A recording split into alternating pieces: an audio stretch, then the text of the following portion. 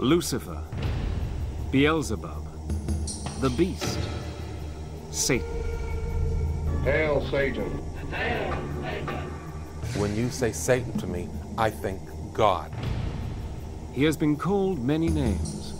He has taken many strange and different forms. The idea of God's evil enemy has been around for thousands of years. And it's still as powerful as ever. Evil is real, and it must be opposed. But where did Satan's story begin? Where did he come from? And how did he become the Prince of Darkness?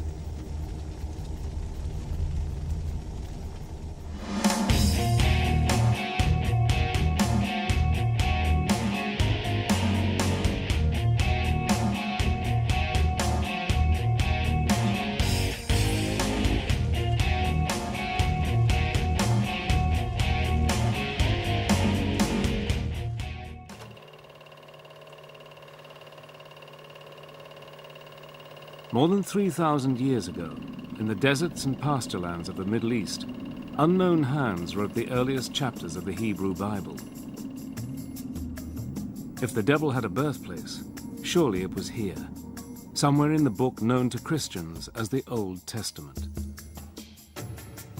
In the oldest books of the Bible, a character called Satan does appear, but he's nothing like the Satan we imagine.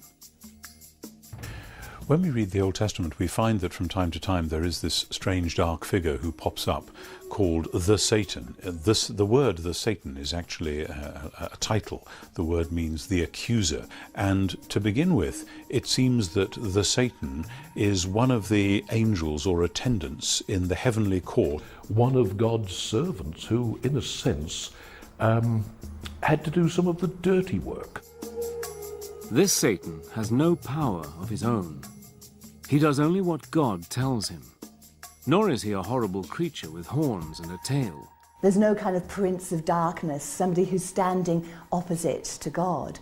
Throughout most of the text, there's no concept at all of an evil force. One of Satan's earliest appearances is as an angel in the book of Job. In one of the best-known stories in the Bible, Satan argues that Job, one of God's most loyal servants, is only pious because he has a good life. God agrees that Satan can test Job by inflicting on him all kinds of diseases and calamities.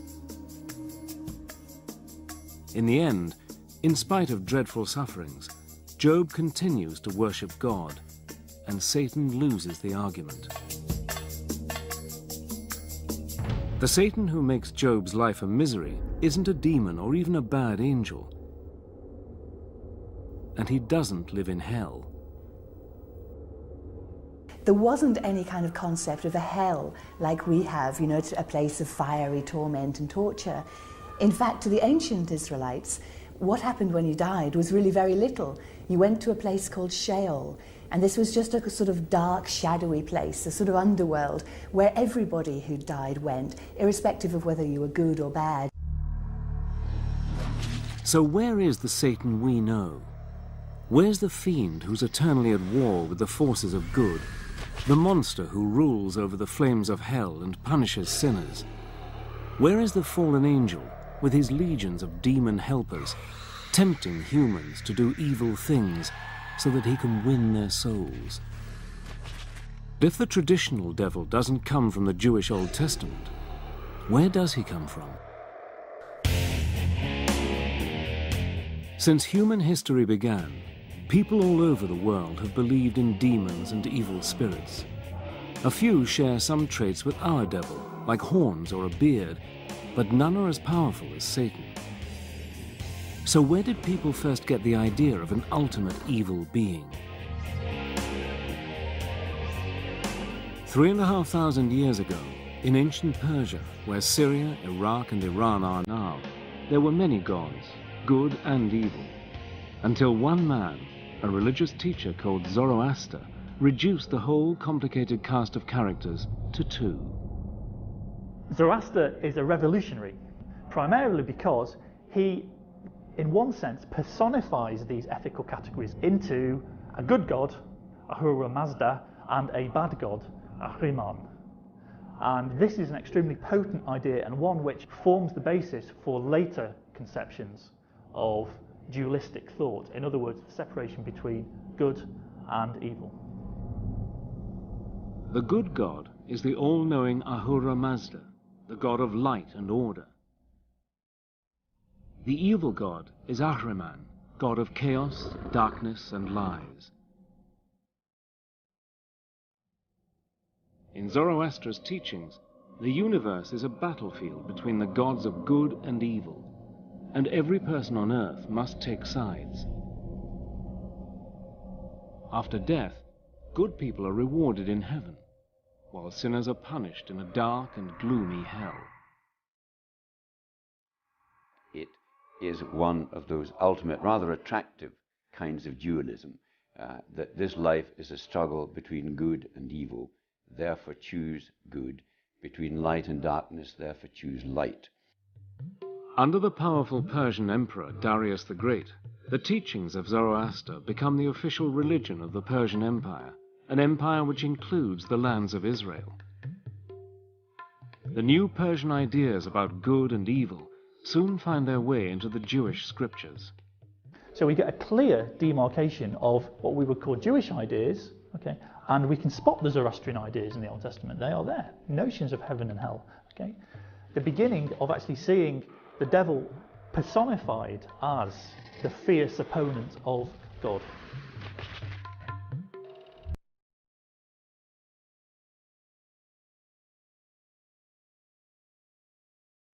As the Persian Empire in turn is defeated by Alexander the Great, Greek culture comes to ancient Israel. The Greeks introduce a huge cast of gods and goddesses, including one who will shape our image of Satan for centuries. Hades has a black face or black beard.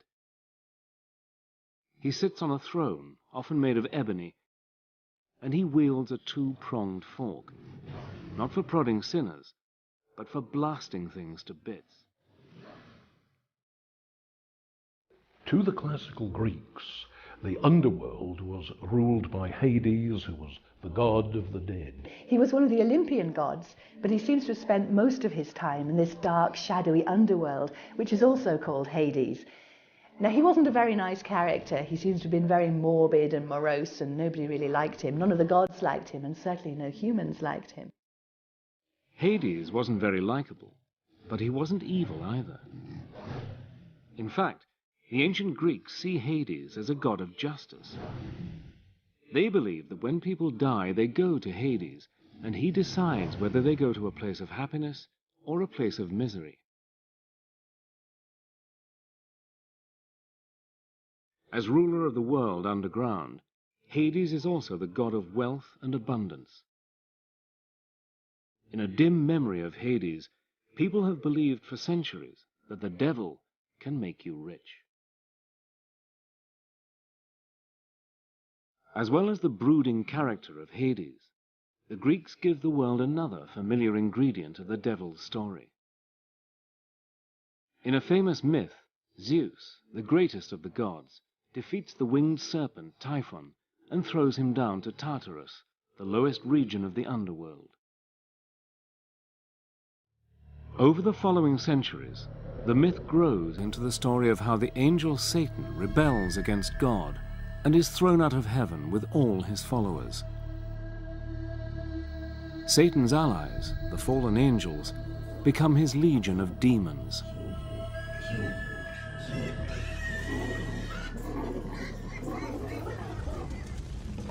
When we think of hell, we think of fire, lava, and sinners being horribly tortured.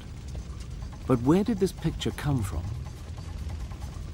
The underworld of Hades doesn't have fire, but ancient Jerusalem does.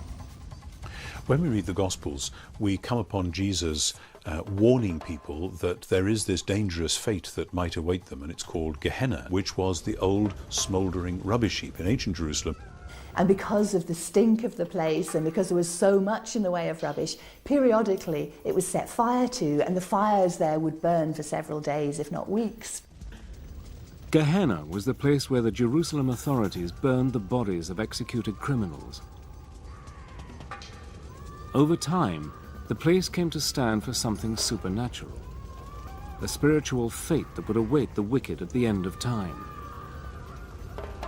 Gehenna was the inspiration for the terrors of hell.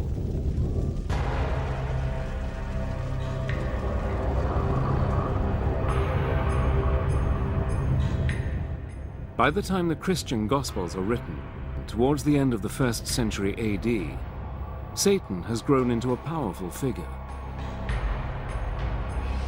By now, Jewish lands are ruled by the mighty Roman Empire. It was a time when the Romans were hated bitterly.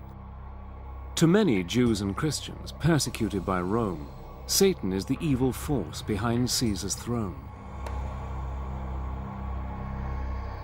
In the New Testament book of Revelation, the writer gives Satan one of his most mysterious names, the Beast, 666. The Beast could refer to the Roman Emperor himself. The author of Revelation says that the beast has a human number and it's 666. Now this has traditionally been seen as a reference to the Emperor Nero, and that's because if you take Nero Caesar in Aramaic and count up the numerical values of those letters, it comes to 666.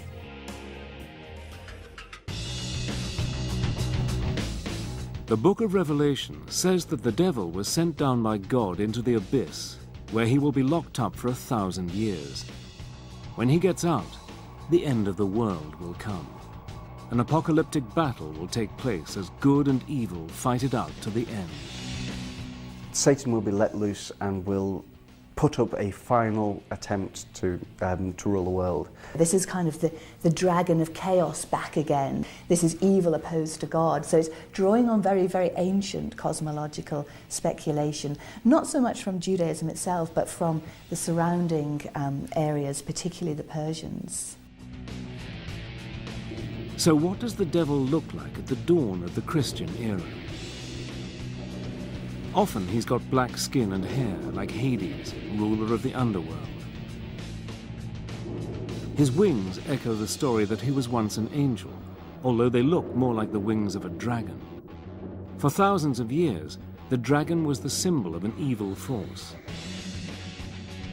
And it's from the dragon that Satan inherits his taloned feet.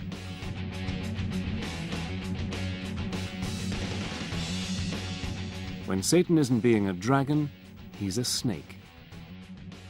The serpent, said to have tempted Eve in the Garden of Eden, has long been believed to represent the devil, although the scriptures don't actually say so. In fact, Christian leaders disagree, sometimes violently, about what the devil is like. But one thing they do agree on: he is busy working with and through their enemies. 4 centuries after Christ, a Roman emperor, Constantine the Great, converts to Christianity. Within a generation, the once persecuted religion is the official creed of the mightiest empire on earth. Christian bishops now have real power, backed up by the state, and they use Satan to help them keep it. Again and again, church leaders claim that those who disagree with them, especially other Christian groups, are working for the devil. As Constantine made it the state religion and the state church and an established religion, what Constantine and his immediate successors found hardest to put up with was heresy. Catholic theologians would have said that because heretics didn't believe the correct Catholic faith, they must be worshipping the evil one instead, God's enemy. The logic is relentless. It's us and them.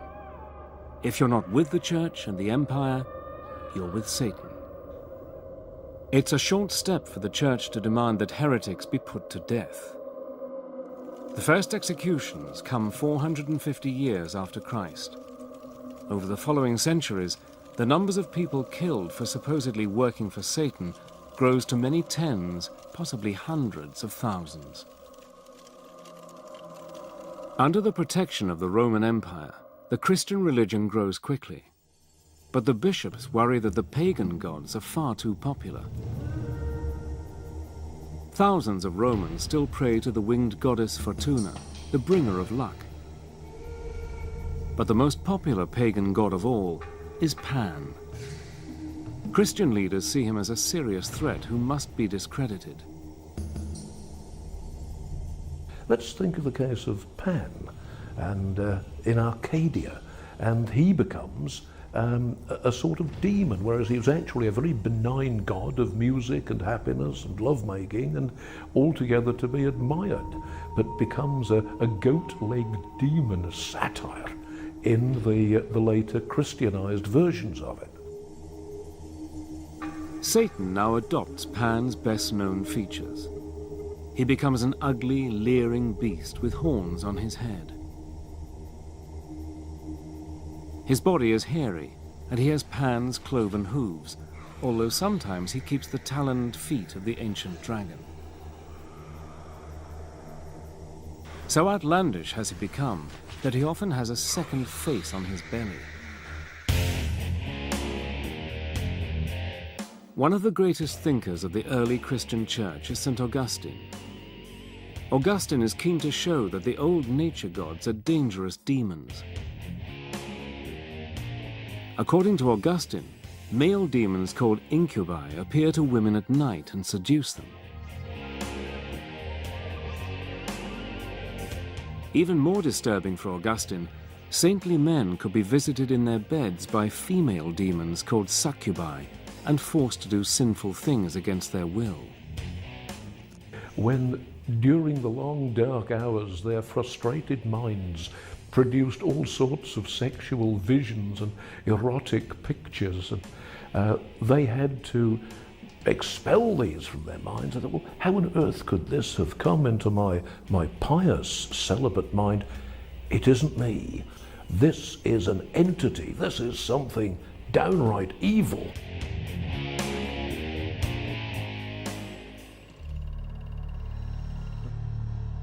By the Middle Ages, after 1,000 years of Christian teaching, the Church has persuaded its followers that the devil and his demons are real, and that Satan is a powerful enemy. The problem is that some Christians take the idea a lot further than the bishops want. Some branches of Christianity did see the world itself as created not so much by Satan, but by a lesser evil god. And so for them, of course, everything to do with the world, with matter, with human flesh, was seen in negative terms. We do find the emergence of something called Gnosticism. Gnostic Christians carried with them this very clear notion of a good God and a bad God. There's the good God who created everything spiritual, and there's the evil God who created everything physical, which means that everything that you can see or touch or sense with any of the five senses is actually coming from the evil God. One group which is taking enthusiastically to the Gnostic idea of good and evil is the Cathars of southern France. To the Cathars, all material possessions are evil and belong to the devil. For a church now wealthy and powerful, this is an uncomfortable, even dangerous teaching. The common people loved and admired them, called them les bonhommes, because they were healers. When the Cathars went around doing good, as they most certainly did, feeding the poor and healing the sick, so they were teaching people to avoid marriage, to avoid procreation, because all you will do if you have a family is to bring that new child into this decadent, evil, physical world where we should all be concentrating on spirituality. If you were a Catharist, then you were actually in league with Satan. To question the church was to question God. Pope Innocent III announced a crusade against the Cathars. He tried to convert them back to Catholicism. That hadn't worked. The only thing he could do now was kill them. The crusade against the Cathars, launched in 1209, turns into a brutal 45-year war. At least 100,000 people die, partly for saying that Satan is even more powerful than the Church says he is.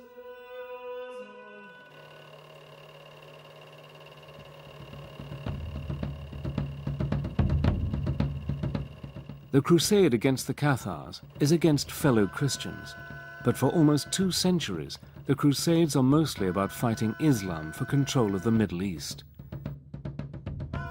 In medieval Europe, Islam is seen as a heresy, the work of the devil.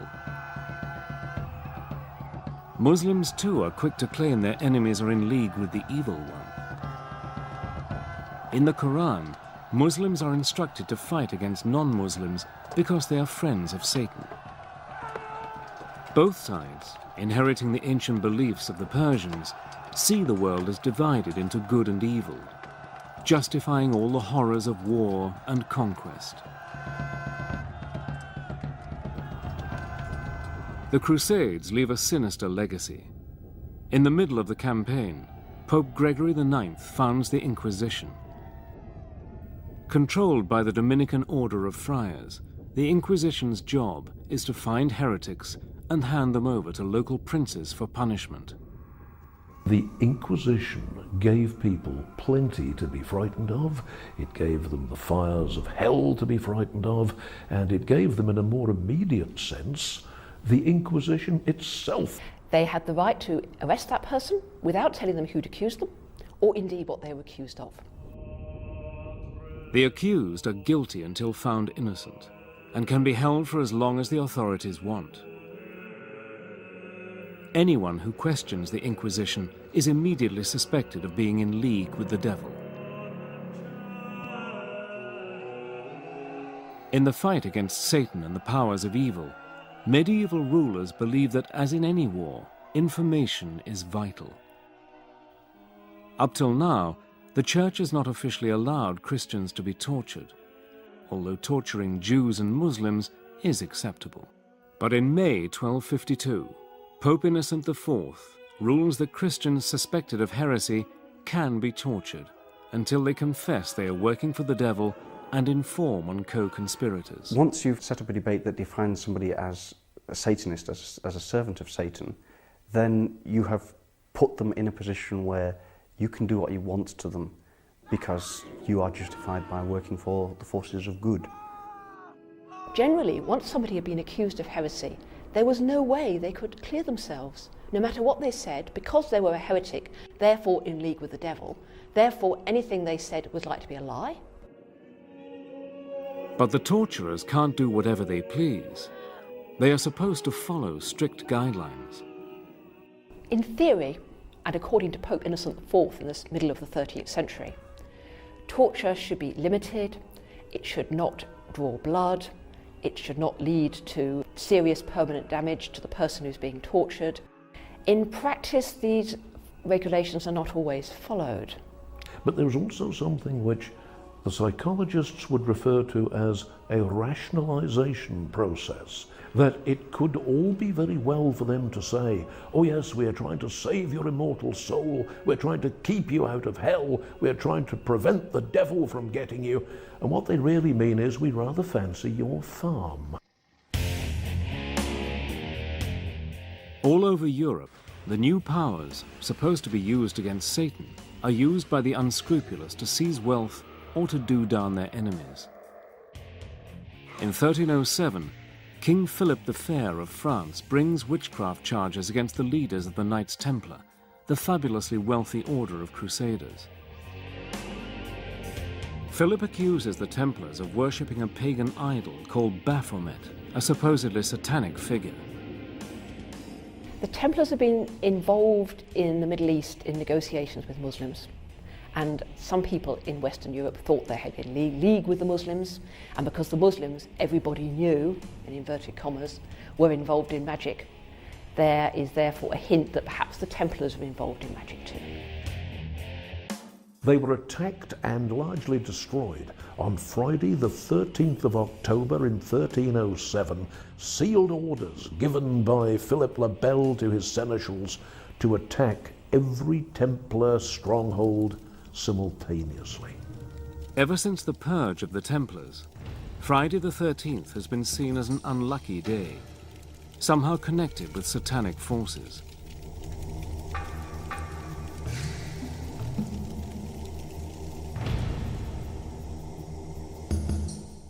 In 1320, the war against Satan is wound up another notch. Pope John XXII orders the Inquisition to target any kind of witchcraft, sorcery, or necromancy. A big worry is that unscrupulous priests who know how to drive out devils with the rites of exorcism might instead use exorcism to invite the devil in. Formulas, Latin formulas and rituals which can be used to command the demon. Now, once you've got a Latin formula that has power to command a demon, I could use that to command a demon to do my washing up, you know? I could use that power to command a demon to get this woman I fancy into bed. The necromancers are interested in using the formulae of exorcism to command demons to do other things that they are interested in.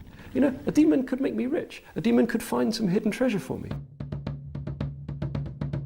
Fear that necromancers and witches are all around, conjuring up demons and making pacts with the devil, sweeps across Europe.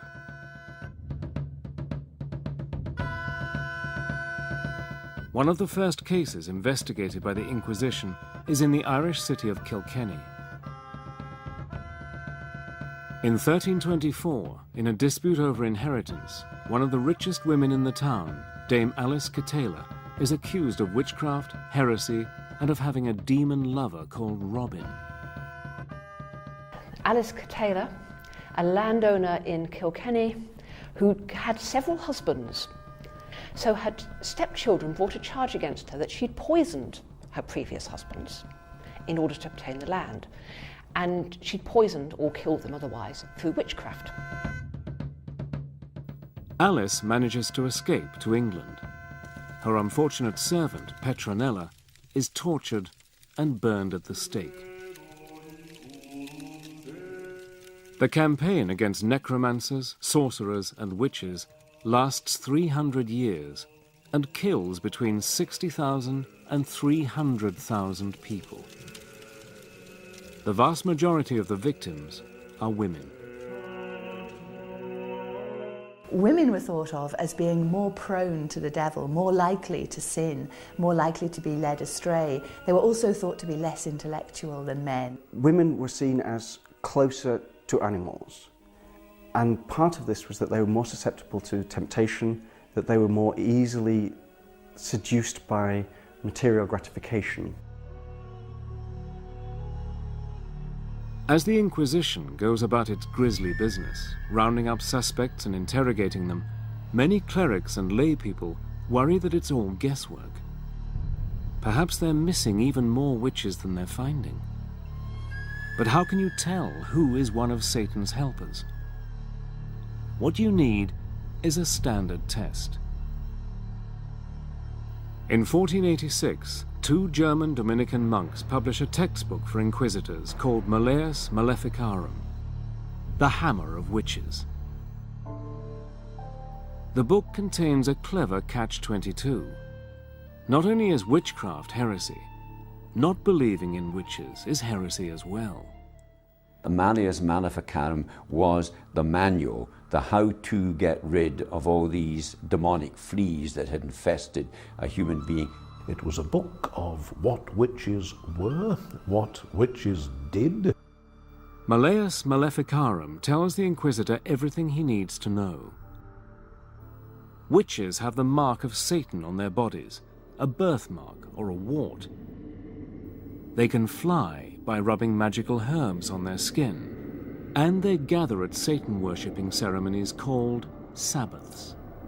At these, they celebrate a twisted version of the Christian Mass, kissing the devil's rear end in a blasphemous act of homage. Certainly there was a fear at that time, which was why Malleus Maleficarum sold so many copies and ran through so many editions and is still in print.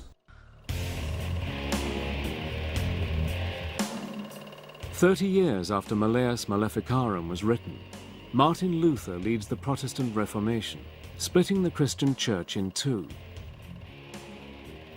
Each faction, Protestant and Catholic, claims the other is in league with the evil one.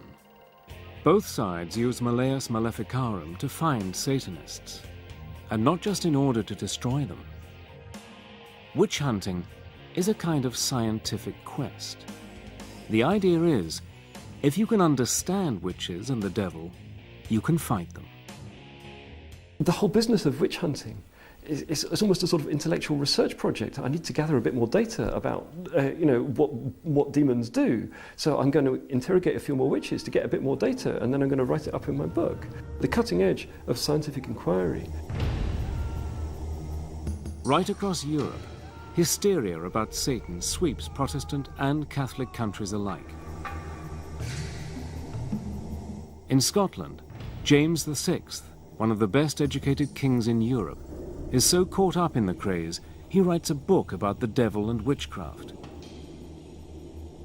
Called Demonology, James' book sets out to prove that Satan-worshipping witches are everywhere, and that they are the gravest threat to the security of the state. He surrounded himself with advisors, and mainly religious advisors, who would protect him from the demons that he feared so much. He saw it everywhere. Well, James was certainly quite militant about this. He thought he was fighting a war. Even as James leads the fight against the devil and the forces of evil, the devil is helping James to keep his crown. James can always point to the figure of Satan and say, if it weren't for me, look who would be ruling in my place. Although this is quite frightening, it's also in a way quite gratifying for James. One of the witches who was interrogated was asked, why is the devil attacking our king?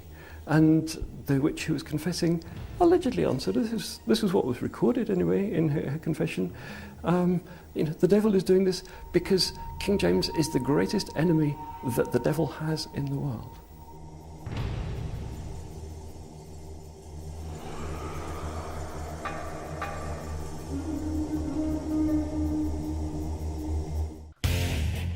When the New World of the Americas is colonized by Europeans, the devil travels with them. The Puritan colonists who arrived from England in the late 1600s are strong believers in the power of Satan. They're convinced that everyone who isn't a Puritan is controlled by the devil, and that women are especially susceptible to Satan's powers. They had established what might be called Puritan communities, and were looking to build a great example for the rest of Christendom. If you were enjoying yourself, or if a group of you were singing or dancing or having a drink, then those who were opposed to that kind of fun were quite certain that Satan was filling the glasses for you. In 1688 in Boston, an Irish laundrywoman called Mary Glover is accused of bewitching the children of one of her customers. Proof of her pact with the devil includes several rag dolls found in her house. Mary Glover was Irish and a servant. Her first language was Gaelic, and one of the tests to prove that you weren't a witch was to speak the Lord's Prayer. The linguistic difficulties meant that she couldn't speak the Lord's Prayer without, as they saw it, blaspheming. She was hanged as a witch in 1688.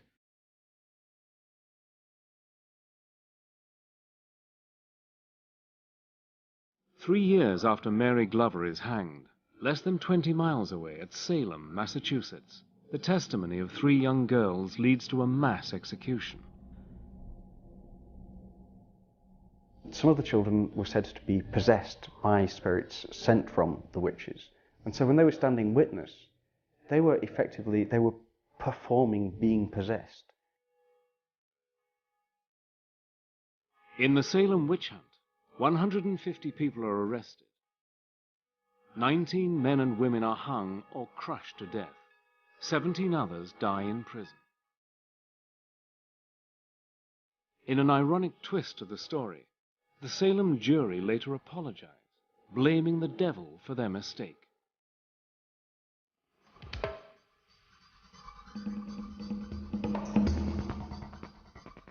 By the 1700s, the witch craze in America and Europe is almost over.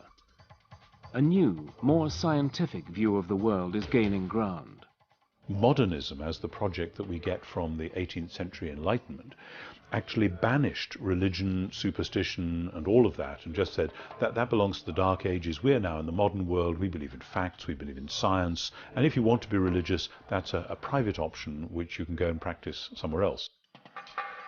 Although the witch hunts have ended, and the educated classes of Europe and America even start to question whether the devil exists, in the folk tales of ordinary people, Satan lives on. But he's very different from the formidable and terrifying devil of the witch-finders. One of my own favourites is that of Dunstan, who was a very powerful blacksmith. The devil arrives and asks to have his shoes replaced. And he simply gets hold of his nose with 2 red-hot tongs and throws him out.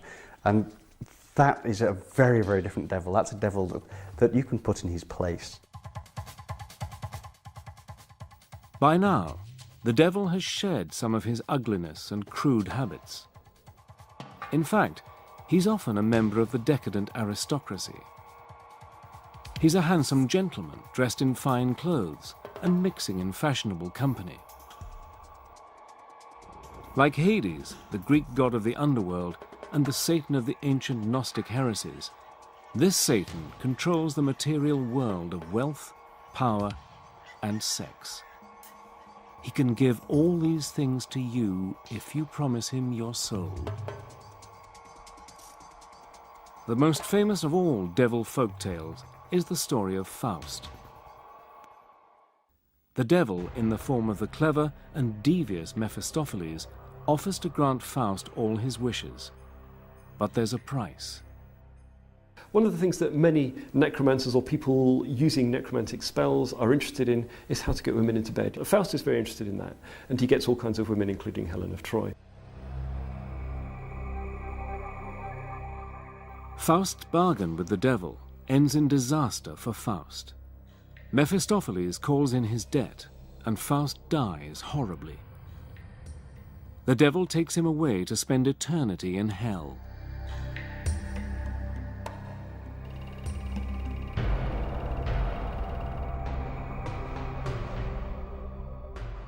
As the power of religion fades, and the age of popes and kings gives way to the age of revolution and democracy, a new devil arrives on the scene. This devil is utterly different from the treacherous fiend of Christian tradition. He is a tragic and lonely figure, a hero battling against tyrannical authority in the shape of a cruel and overbearing god.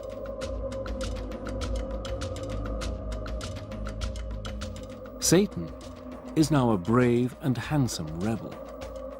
And so you get the kind of romantic view of Satan as not really a villain or an evil person at all, but the opposite of that. Satan is a good guy who's challenging the boss. In the age of Romanticism, we find the poets, particularly like Byron, creating a Byronic hero who is somehow dark and sinister and has a past. And so, far from being something to shun and something to fear, the devil is admired.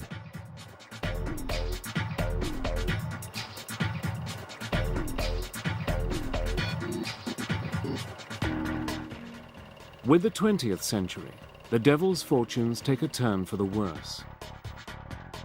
No longer feared or admired, he becomes a figure of fun.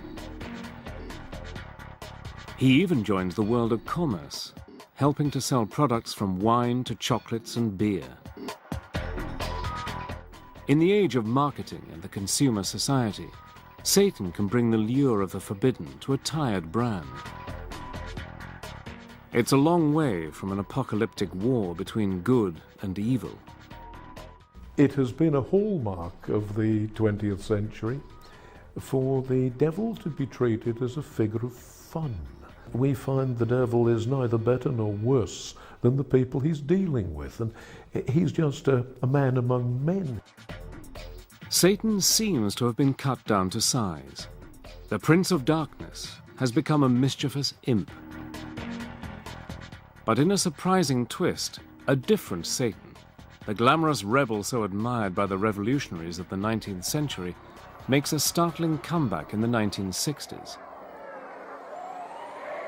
There was a strong sense of rebellion against everything that anointed the Western political power structure. And it was Christian, it was capitalist, it was warmongering.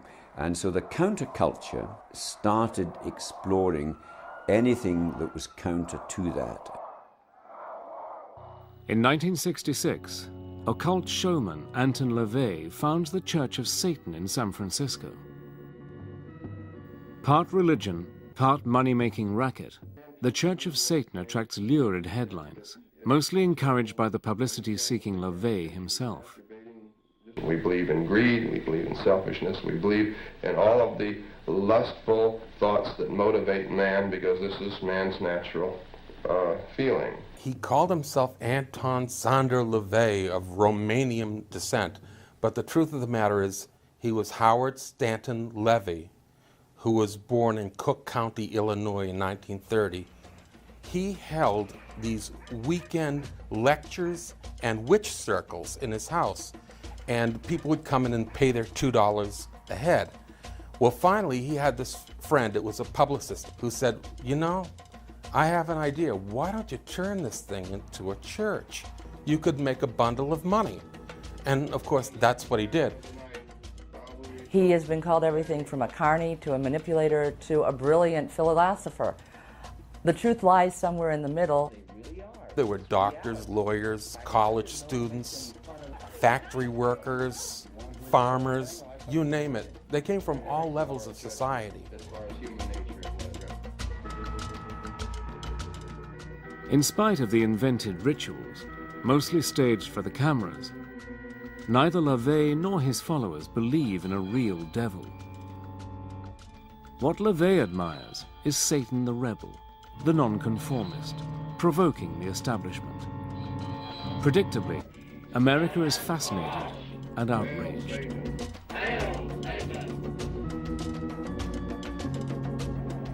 In 1967, the 60s fascination with the occult, spearheaded by LaVey's Church of Satan, gets a powerful boost from Hollywood. The film Rosemary's Baby, a dark tale of devil worshippers in Manhattan, is a massive and unexpected hit. In Roman Polanski's masterpiece, the heroine's innocuous neighbors are part of a satanic conspiracy to help the Prince of Darkness father a child who will rule the world. In Rosemary's Baby, Satan triumphs in the end. But the Christian backlash to the story comes in the 1973 blockbuster The Exorcist. This time, the devil, who has possessed a young girl, is defeated by the forces of good in the shape of two priests. The old belief that women are especially susceptible to satanic influence is revived 2 centuries after the Salem witch trials. We would be seriously in error if we were to underestimate the power of Hollywood. I think the biggest impact was probably around the time of The Exorcist. I know many people I've talked to about the movie, especially those raised in a Christian household, who are very frightened by it, very upset. It's the war between good and evil, but evil is in a whole new dimension, and it's very personal. It made being possessed almost fashionable. The numbers of people who were seen to be possessed just took off. I've been invited to exorcise people who were convinced they had a demon, and you will get people who put them through it. and it can be very violent and very dramatic and very expressive, but it can really flip someone into serious, serious ill health. Hollywood's discovery that fortunes can be made with stories of possession and devil worship stokes the fires of a paranoia that has lain dormant since the days of the witch trials. In the 1980s, stories about a vast conspiracy of organized Satanists sweep the media. Known as the Satanic Panic, Christian groups allege mass satanic abuse of children and tens of thousands of kidnappings. Part of the Satanic Panic started with accusations of satanic ritual abuse.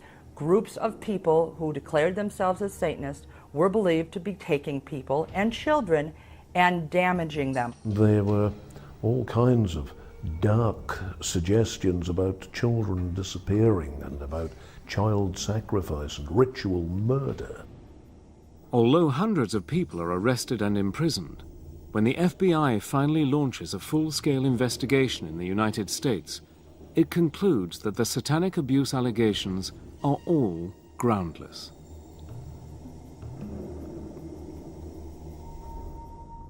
One of the horrifying things about human nature is that it lends itself to hysteria. You get it in all periods of history. I think you get it much more virulently nowadays because one of the most potent instruments for spreading hysteria is the modern telecommunications industry. If members of satanic religions mostly don't believe in a supernatural devil and don't pray to Satan, what does the devil represent? Some Satanists claim the devil stands for a spirit of change. A lot of people are frightened by the term Satanism. A lot of people automatically think that Satanists are bad people. They should be no more scared of a Satanist than they should be scared of anyone else they meet. You know, what Satanism means to me is opposition and balance. Alternative thought, playing the devil's advocate. There is no good and evil. I mean, to a mouse, a cat is this horrible evil thing with fangs, but to the pet owner, the cat is heavenly. We create our own reality. That's the whole idea behind Satanism. In the United States, surveys show that almost half of Americans believe the devil is real. Even non-religious people instinctively divide the world into good and evil, the opposing principles taught by Zoroaster to the ancient Persians. If anything, recent events have made that belief even stronger. In September 2001, the massive terrorist attacks on the United States which destroyed the World Trade Center shocked America to its core. To many, it seemed as if sinister forces had gone on the offensive. It was easy to believe that this was a showdown between the forces of good and evil.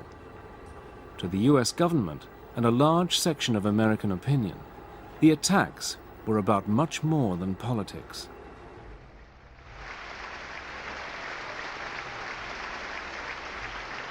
We've come to know truths that we will never question. Evil is real, and it must be opposed.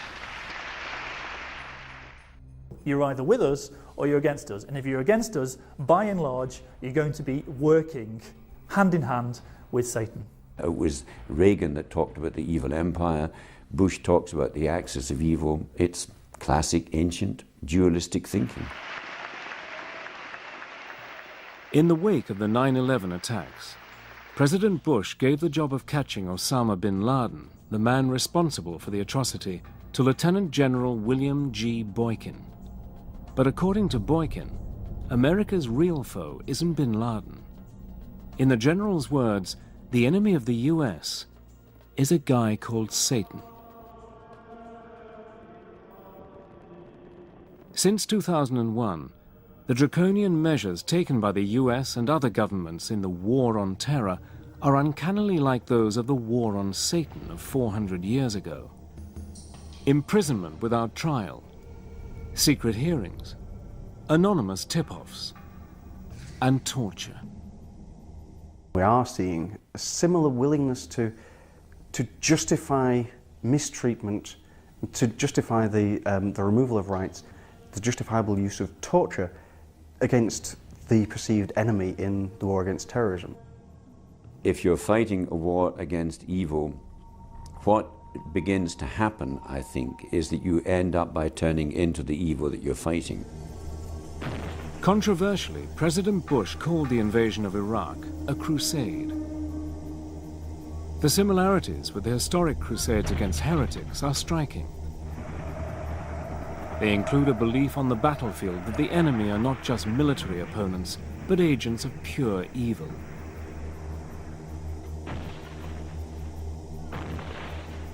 In November 2004, as US forces launch a massive attack on the Iraqi city of Fallujah, a senior Marine officer, Lieutenant Colonel Gareth Brandle, makes clear who he thinks the enemy is. The enemy has got a face. He's called Satan. He's in Fallujah, and we're going to destroy it. It's embroidery, it's myth-making, it's poetry. It can be good fun, except that it has produced great evils. A human invention, but one that's rebounded on us because it's given us permission to do terrible things to each other, which is why I think that we should close hell down and finally banish the devil and get rid of him.